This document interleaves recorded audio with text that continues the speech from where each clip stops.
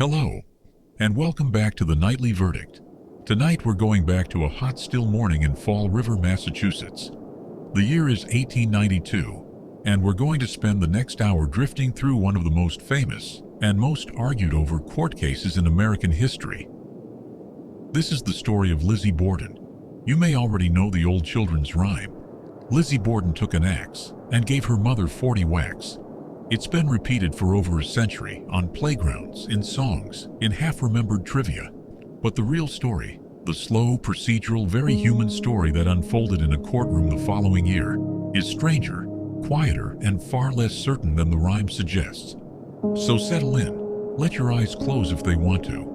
We're not in any hurry tonight. Let's start at the beginning. Part 1. The house on 2nd Street, Fall River, Massachusetts in 1892 was a mill town. Not glamorous, not quiet exactly. The textile mills ran day and night, and the town smelled faintly of coal smoke and river water. But the Borden family lived a little apart from all that noise, in a modest house at 92 2nd Street. Part 2. The morning.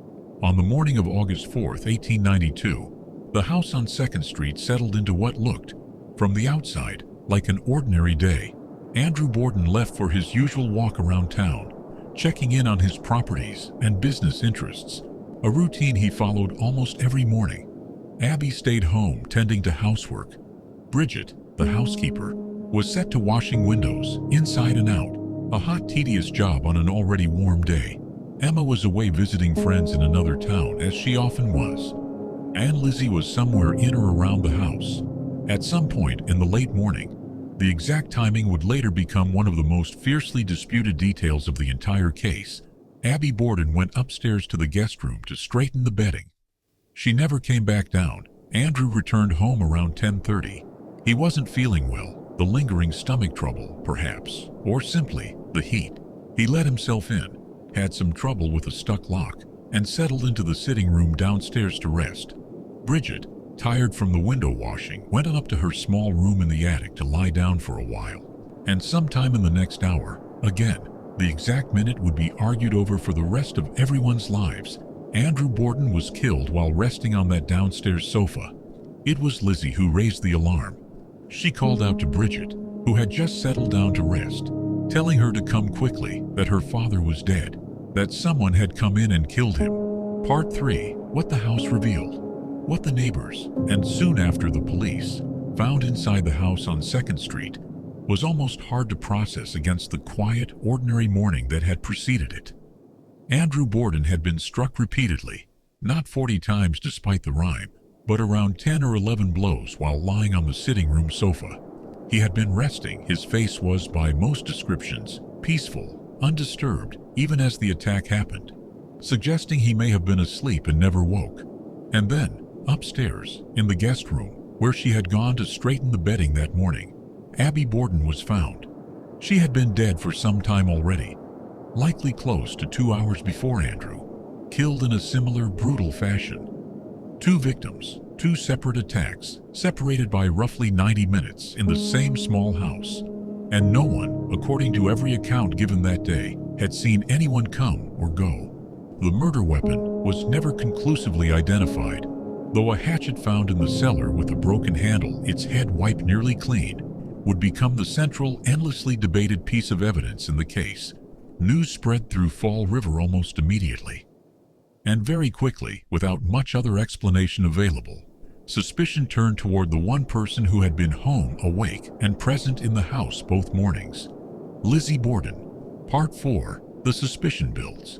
In the days following the murders, investigators pieced together a household that, the more they looked, seemed less and less like the peaceful, ordinary family it had appeared to be from outside. There was the matter of the inheritance. With both parents dead, Lizzie and Emma stood to receive a substantial estate, one they might otherwise have had to share more thinly or wait on, given their father's frugal habits and evident intention to favor Abby's side of the family in smaller gifts. There was Lizzie's own shifting testimony. In the hours and days after the murders, she gave police several different accounts of where she'd been that morning. In the barn loft looking for fishing sinkers, in the yard, in different rooms. Small inconsistencies that, taken individually, might mean nothing, People misremember stressful mornings, but taken together they didn't sit easily with investigators.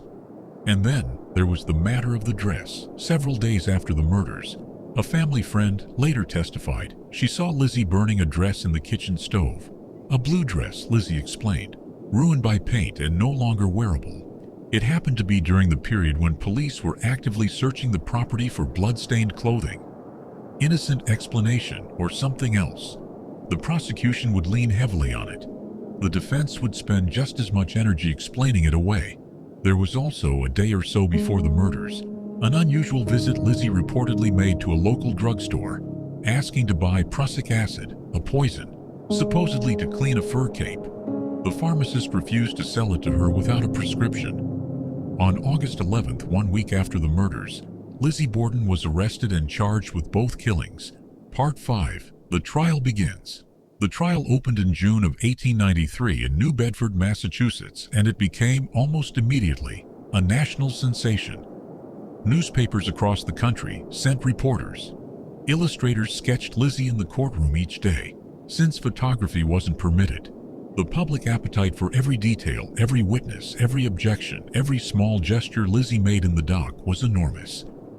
Lizzie herself sat through most of it composed, quiet, occasionally dabbing her eyes with a handkerchief. Dressed carefully in black, newspapers debated endlessly whether her calm demeanor suggested innocence, the composure of someone with nothing to hide, or something colder underneath.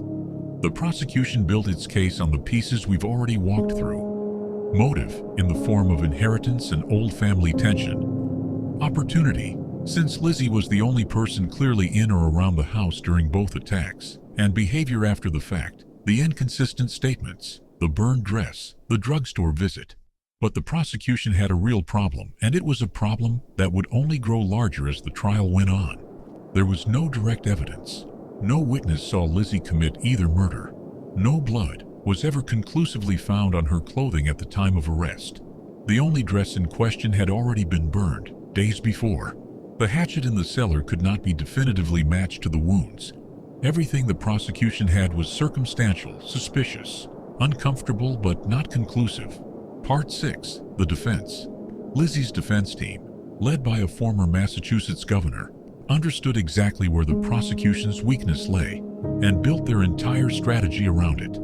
They argued, methodically, that a woman of Lizzie's character and standing, active in her church, well regarded in the community, with no history of violence, was simply an implausible murderer, especially of a crime this brutal and this bloody. They pointed out that no blood-soaked clothing was ever found on her, despite the extraordinarily violent nature of both attacks.